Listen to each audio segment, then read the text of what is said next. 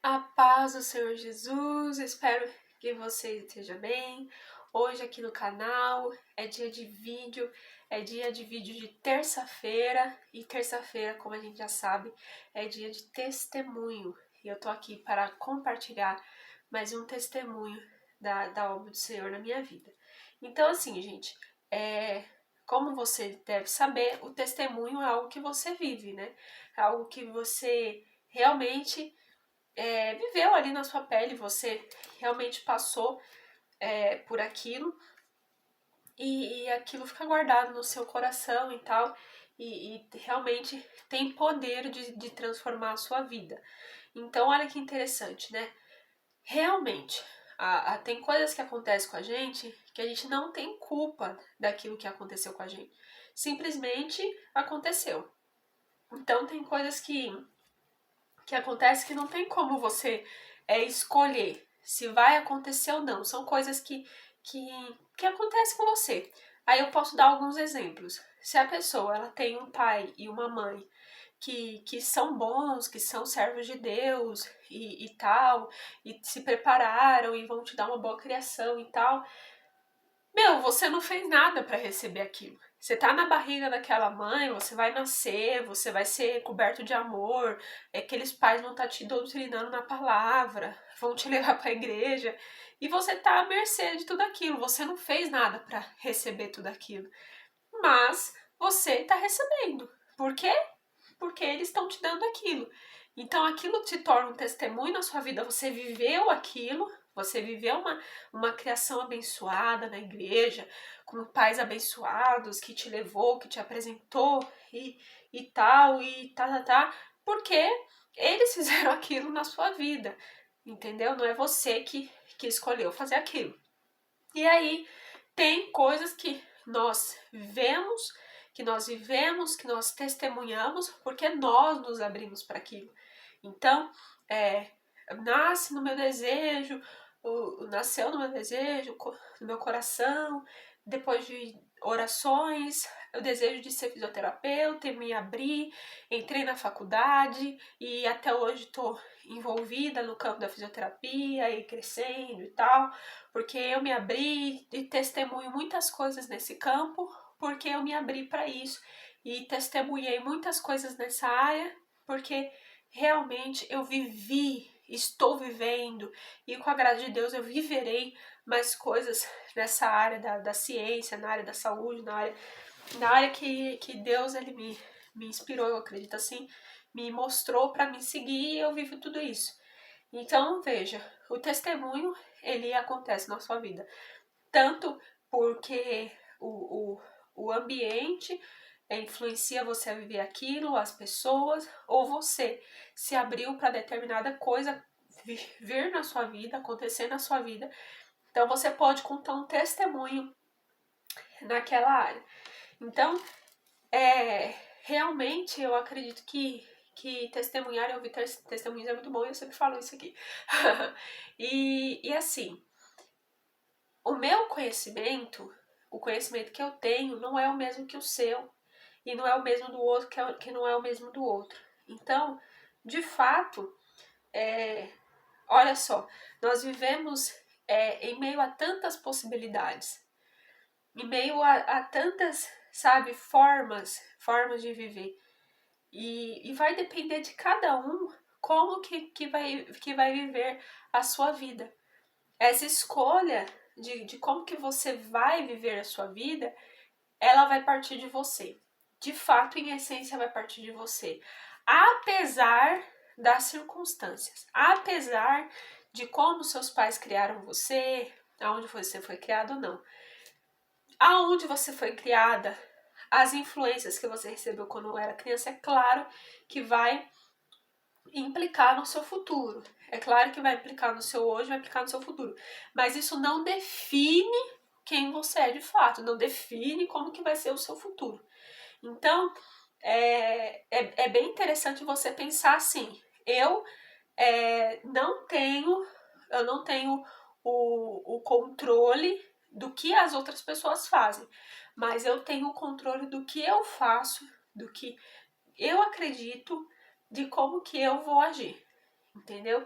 Então não existem pessoas assim totalmente descontroladas, que não sabe o que está fazendo, a não ser que ela tenha algum problema assim realmente psíquico, que ela tenha mesmo alguma deficiência, enfim, que a impossibilita de conseguir raciocinar direito, e ela perde aí a noção do espaço, do tempo, e ela age realmente como uma pessoa louca e faz loucuras assim, precisa até ficar internada em determinados lugares, porque ela não consegue mais viver em sociedade. Então existem pessoas que realmente têm esses problemas no cérebro, teve algum acidente, alguma malformação, alguma coisa aconteceu e ela ficou desse jeito.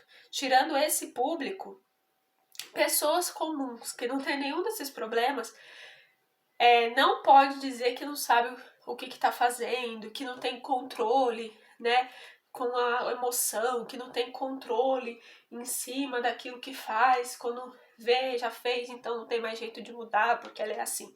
Não, eu realmente acredito que até aquelas pessoas que são dadas como loucas, que não, que realmente estão fora da casinha, como dizem, que faz assim, que são insanas e tal, e realmente foi comprovado que ela tem alguma deficiência, algo no cérebro dela que foi alterado, algo que foi acidentado, algo que teve uma malformação, até mesmo essas pessoas, elas podem ser curadas por Deus, elas podem ser transformadas e voltar à sanidade mental.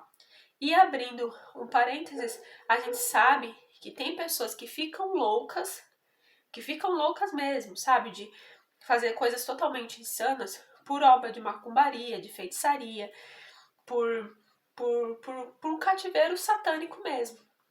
Que o diabo tomou posse dessa pessoa, tomou posse da mente dessa pessoa, deixou essa pessoa com a mente cativa e ela realmente ficou louca. Ela age como uma pessoa louca, mas na verdade ela está possessa. E é claro que espiritualmente você vai perceber que existe essas pessoas, que não é uma coisa de um acidente, não é porque ela pecou, não é porque o pai ou a mãe pecou, não é por nada disso. Às vezes ela teve alguma malformação, como eu já falei, ela teve algum acidente, bateu a cabeça e realmente ficou assim, também pode ser curada.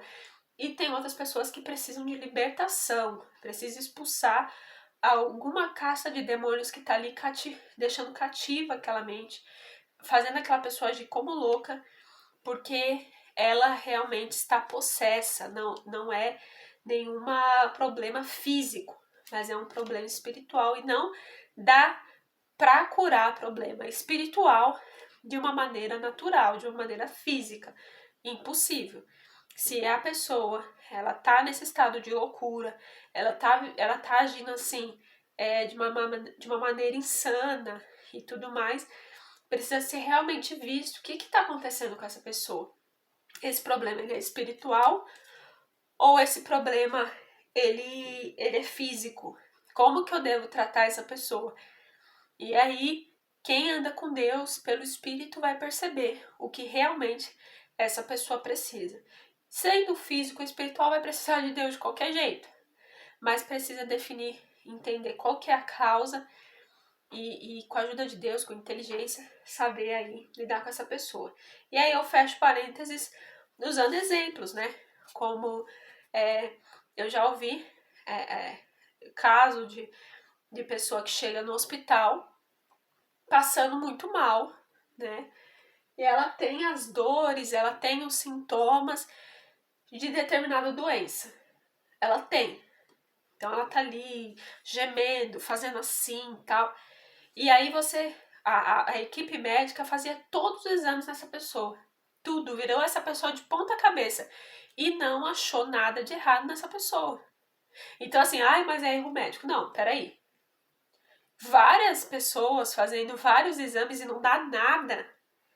Sabe o que é danado? Porque nós fazemos os exames iniciais, os exames complementares, para ir descobrindo o que a pessoa tem, né? Então, geralmente, se você vê uma alteração pulmonar, já vai ter uma alteração cardíaca, que vai ter uma alteração no oxigênio, porque o corpo ele vai funcionando assim, né? De maneira integrada.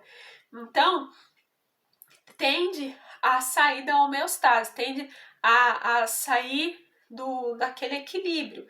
Então, você percebeu uma coisa que está desequilibrada, fora do lugar, se não é tratado, vai desencadeando outras coisas. Então, geralmente, o que antecede descobrir tal diagnóstico, né, fechar tal diagnóstico, era um conjunto aí de sinais e sintomas que nós fomos identificando no paciente.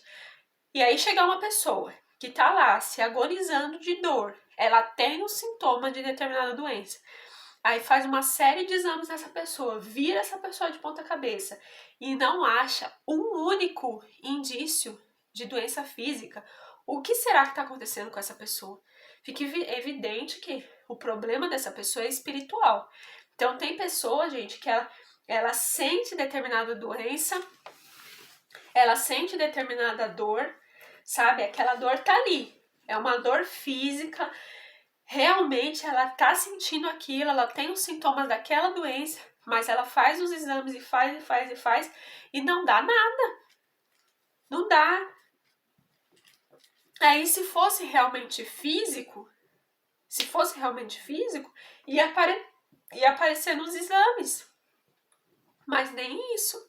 E aí tem outros casos de pessoas que elas estão saudáveis e aí Deus permite determinada doença, ou o inimigo vem com determinação para ir tentando parar aquela pessoa, Deus realmente permite que isso aconteça, e a pessoa precisa se posicionar e falar, não, isso daqui é espiritual.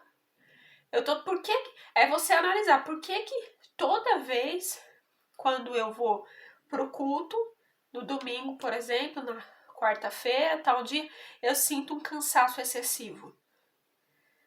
Por quê? Durante a semana, nos outros dias, quando eu tô fazendo minhas atividades, esse cansaço não vem. Esse sono louco, tal, não vem.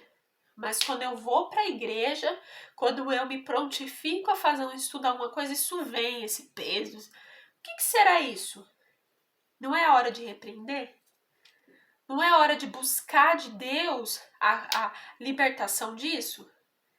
Ou pelo menos enfrentar, não ceder. Porque aí, às vezes, isso daí é uma opressão espiritual para você não fazer aquela obra. Então, às vezes você tá ali para fazer um evangelismo, para ir para a igreja. Você pede o sustento e a graça de Deus e vai, mas debaixo de batalha. Você vai sentir cansaço, sono, um peso, sabe? Às vezes uma dor na barriga, um negócio doido. Porque você tá sentindo o quê? Você tá recebendo uma opressão espiritual, justamente para você não fazer aquilo. Então, eu testemunho aqui para vocês, quantas vezes, gente, eu ainda vivo isso. Quantas vezes que eu tenho um compromisso de algum trabalho evangelístico em algum lugar, de levar a palavra em determinada comunidade, para determinadas pessoas, e eu tô indo para lá, vem um cansaço, uma pressão no meu corpo físico, um mal-estar. E mesmo assim eu oro, repreendo, peço força para Deus e vou.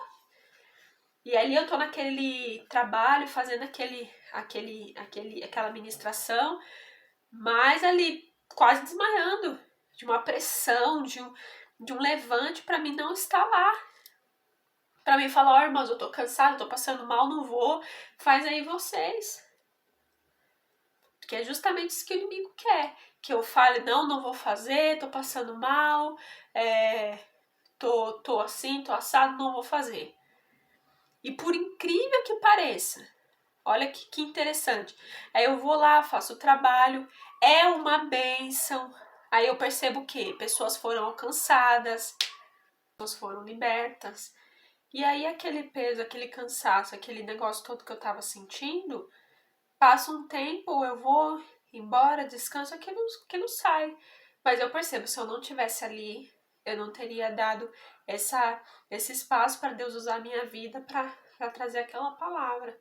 Então, quantas vezes eu vou gravar determinado vídeo, vou parar aqui para gravar, vou levar uma palavra, vou fazer alguma coisa, já vem aquele cansaço, vem aquela opressão, vem aquela batalha. E aí eu preciso perceber, isso é espiritual. Eu não vou deixar de fazer essa obra por conta disso, porque isso é para mim não fazer essa obra. Aí, às vezes, determinado culto, do domingo à noite, numa quarta noite, num sábado de manhã, que é quando eu vou para a igreja, num sábado à noite, aí vem, parece que eu tô andando e tá vindo uma força contra para mim não chegar naquele lugar. E são batalhas que vão atingir o nosso físico. E eu já vivi muitas vezes e vivo isso ainda hoje. Então, com a graça de Deus, eu persevero. Não, eu vou continuar. Eu vou levar essa pregação. Que às vezes parece que a minha pressão cai. Parece que... E eu vejo assim aquele levante mesmo no mundo espiritual que acaba atingindo o meu corpo físico, porque eu sou um ser humano. Então, nem sempre você vai estar 100% fisicamente. Tem vezes que você vai estar cansado, cansada. Sabe, presta atenção quando você vai para a igreja que vem esse sono avassalador. Quando você vai para a igreja que vem essa pessoa que vai pedir um favor para você. Quando é para você ir para a igreja que vem essa pessoa fazer uma visita na sua casa, do nada, eu tô indo aí visitar você, justamente no dia que você estava separando para ir para a igreja. Gente, a gente precisa ter discernimento espiritual. A gente precisa perceber o mundo espiritual. Porque o que acontece? Muitas vezes o inimigo vai atingir o seu corpo físico. Ou você acha que quando Paulo estava levando as chicotadas aqui nas costas, né? Quando ele estava sendo ferido, o corpo físico dele não estava doendo. Mas ele se levantava e continuava fazendo a obra. Então, gente, muitas vezes o inimigo vai vir confundir a sua mente. Ele vai trazer uma confusão para sua cabeça, ele vai querer deixar você confuso, ele vai querer que você pense muitas coisas ao mesmo tempo para que você não identifique aquilo que você precisa identificar. Ele vai trazer um cansaço, uma opressão e, gente, a gente sente. Sabe, é o que uma vez eu ouvi um exemplo que uma pessoa deu que eu achei incrível, eu até já dei aqui no canal. Se você vê um lugar pegando fogo, vamos dar um exemplo, um prédio pegando fogo, e você é o bombeiro, você vai entrar naquele prédio em chamas, você não tá pegando fogo, você não tá dentro daquele prédio em chamas, mas você vai salvar uma pessoa que tá dentro do prédio em chamas, você vai sentir o calor, sabe? O bombeiro, ele tá todo equipado, ele tá todo assim, protegido, mas ele vai sentir aquele calor. Ele não vai sentir frio dentro de um prédio em chamas. O corpo dele vai sentir o calor. Aquela vestimenta que não sei se você já viu as imagens, de quando um bombeiro ele sai de um resgate, todo sujo, preto, sabe? Ele acaba sendo atingido, ali é a vestimenta dele.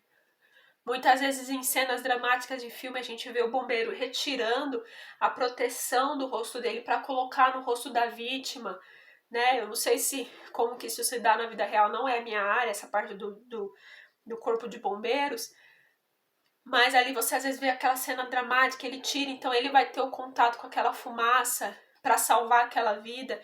Então, você tá indo lá no reino das trevas resgatar alguém, você vai sentir o calor do fogo. É igual a palavra diz, não vai te consumir, não vai te matar, não vai te queimar. Mas quando você chega lá no olho do furacão, você vai evangelizar uma família da Umbanda lá dentro, você vai lá no centro de Macumba que Deus te mandou ir lá para evangelizar. Você vai perceber a opressão do lugar. E aí muitas pessoas fazem o quê? Desiste. Ah, não, é que eu não consegui porque eu tenho que me preparar mais. Não, a vida do cristão é preparado. Quem tem que sair diante da, da, da luz é as trevas, não é a luz que sai e as trevas ficam. Não, isso não existe. Isso não existe, gente. Quem tem que sair é as trevas. Então, é claro, você vai ter uma vida, né, de oração. Você escolheu por Jesus? Ah, eu quero Jesus. Então, você vai precisar andar com ele, porque na Bíblia não tem meio termo. Sabe, andar com Jesus não é assim, uma hora eu tô com o diabo, outra hora eu tô com Jesus, uma hora eu faço o peco, outra hora eu erro, não tem isso. Ou você tá com Jesus de verdade ou você não tá. A cruz é vida e morte. O altar é vida e morte. Não é assim que você olha o altar? O altar, ele traz vida, te vivifica. Funciona o altar? Ao mesmo tempo que o altar te traz vida, ele te renova, ele vai trazer morte. Aquele que quiser vir após mim, negue-se a si mesmo, toma a sua cruz e siga-me. Quem tem a sua vida por muito preciosa, não tem condição de seguir a Deus. Se não está disposto a largar pai, mãe, cônjuge e morrer por amor à causa de Cristo. Porque é isso que é viver para Cristo. É você morrer para si mesmo e viver para Deus. Então você não pode deixar que esse cansaço, que esse sono, que essa opressão, que às vezes essa dor, que às vezes parece até que você está gripado, vem sobre a sua vida e faça você parar. E hoje eu não vou para a igreja, então. Hoje eu não vou pregar porque eu não estou me sentindo bem. Poxa, quando que você vai se desenvolver? Ai, hoje eu não vou evangelizar porque eu tô me sentindo gente. Quantas vezes a gente que evangeliza, a gente tá ali pregando a cada pessoa, mas você tá quase desmaiando. Que a opressão tá muito grande, mas você vai permanecer, você não vai morrer, você vai sentir, você tá num prédio em chamas, você sente o calor. Você vai sentir que aquela chama está ao seu redor, mas você não, aquela chama não vai te consumir, porque você vai estar trabalhando no reino. Então você decidiu seguir a Cristo? Você decidiu estar com Cristo? Sim, Josiana, eu decidi. Então você vai continuar. Deus te chamou para evangelizar? Você vai evangelizar quando você tá com vontade, quando você não tá com vontade. Quando você tá forte fisicamente e tal, e quando você também não tá. E você vai colocar um sorriso no seu rosto. E você vai pregar, você vai dar o seu melhor, independente de como você esteja. Porque se não for assim, o que vai definir você pregar ou não, evangelizar ou não, trabalhar na igreja não é o seu humor, é a temperatura do seu corpo. Então o diabo já sabe, é só eu deixar ela cansada que ela não prega. É só eu deixar ela cansada que ela falta no culto. É só eu colocar um feriado que ela fala assim, hoje eu não vou pro domingo não, hoje é domingo. Hoje eu não vou pra igreja não vou ficar em casa, vou descansar. Que conversa é essa? Você quer servir a Deus, você quer ser usado por Deus, decidiu estar com Deus, mas do nada, não, hoje eu não vou pra igreja, porque eu não quero. Gente, pelo amor de Deus. Ou você tá com Deus ou você não tá. A gente precisa valorizar o ambiente de culto. Por quê? Ali é onde a comunhão, há o poder de Deus ali se manifestando naquele lugar. Então esteja onde Deus quer que você esteja, como você esteja, servindo, permanecendo, evangelizando, adorando, estando aonde Deus quer que você esteja, sendo luz, se importando em falar palavras que edificam, que constrói, sabe? Porque se você pensa no que edifica, no que constrói, no que é de boa fama, no que se pode dar louvor, conforme está lá em Filipenses, conforme está na palavra de Deus, você vai fazer exatamente isso. Vai sair isso da sua boca. Então, eu testemunho isso. Muitas vezes eu vou evangelizar, vou pregar numa casa. E eu entro, irmãos. Eu entro, não tenho medo não. Pode ter o demônio lá no corpo da pessoa. A casa tá assombria. As pessoas lá é satanista, sei lá mais o que das quantas. Se o Senhor mandou eu ir, me deu esse lugar para me evangelizar, eu entro lá. Pode ser um barraco em cima do esgoto, um buraco que eu já entrei em casa que parecia que era um buraco, você entrava assim, era parecendo um subterrâneo lá, um lugar abafado, quente, o teto parecia que tava quase em cima da minha cabeça, assim, um cheiro ruim dentro do lugar, não tinha nem luz, e Deus mandou, eu fui, não vou. Ah, Josi, mas o ambiente tá pesado, tem espírito maligno, mas é aí mesmo que eu tenho que estar. E Deus mandou ir lá no palácio, na mansão de não sei quem, eu vou. E vou pregar essa mesma palavra. Ai, mas você vai pregar essa palavra de exortação para aquela cantora famosa? Vou. É essa palavra mesmo que eu vou pregar. E é essa palavra também que vai pregar para a pessoa ali mais pobre lá da favela, não sei da onde, da comunidade. Eu vivo dentro das comunidades com o pessoal da minha igreja. E não tem problema nenhum. A gente vai onde tem que ir, enfia o pé na lama, enfia o pé no esgoto, e passa um rato dali, passa o rato daqui. E a gente tá lá, evangelizando. Entra em casa com o ambiente oprimido, demônio que ruiva, que se manifesta, que a gente expulsa. E a missão continua, e a gente sai feliz depois de ver a missão concluída e ver pessoas sendo libertas, saindo do cativeiro, e sente a opressão no corpo. Às vezes vem um cansaço, você fica andando assim quilômetros debaixo do sol, não é fácil. A gente sobe umas ladeiras, desce umas ladeiras assim, tem umas ruas que elas são tão íngremes que parece que você vai cair lá na rua, de tão alta que é, assim, em pé. Tem rua que é em pé, assim, na comunidade. E a gente desce, sobe lá naquelas ruas, e ao mesmo tempo já a vivência de ir pregar em igrejas com ar-condicionado, com tanta gente lá, às vezes prestigiando você, às vezes indo por evento, que é um evento de muita gente que tem ali um certo título, não sei o quê, e você tá lá para servir, para pregar lá no púlpito, mas para limpar o banheiro, desentupir o ralo lá, o banheiro, o vaso, se precisar desentupir o vaso, porque a gente tá aqui para isso, para servir. Ai, mas eu tô cansada, mas eu tô com sono, mas o demônio apareceu. Ah, meu filho, vai enfrentar. Ai, mas eu fui pregar e eu tô me sentindo mal. Pede graça para Deus, pede força e prega.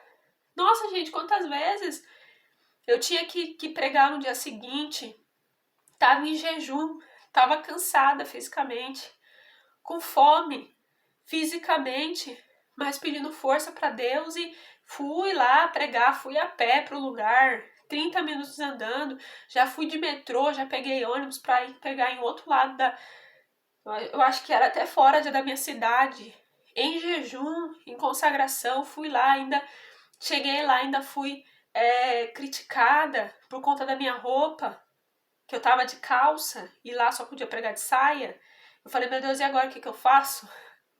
E aí o Senhor me deu graça, subi naquele púlpito, preguei, e Deus se fez presente, e foi uma bênção o culto. Então, o que te impede, cara? É você estar sempre à disposição de Cristo, à disposição do Reino. Espero que fique com Deus e até mais.